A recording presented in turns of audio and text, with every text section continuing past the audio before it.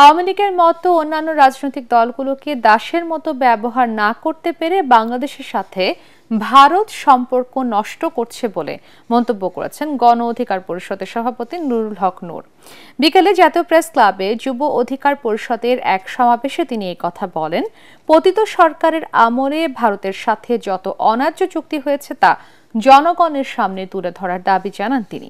এছাড়া অন্তর্বর্তী সরকারের আলোচনা করে নূর বলেন, নিজেদের খেয়াল খুশি মতো উপদেষ্টা নিয়োগ দেয়ায় সর্বদলীয় আস্থা হারাচ্ছে সরকার।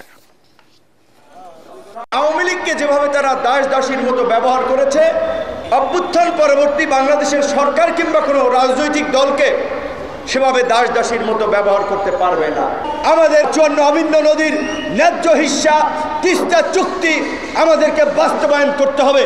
আমরা ইউনূস সরকারকে অনুরোধ জানাবো, ভারত যদি তিস্তা চুক্তিতে সায় না দেয়, প্রয়োজনে চীনকে নিয়ে আপনারা তিস্তা মহাপরিকল্পনা বাস্তবায়ন করেন।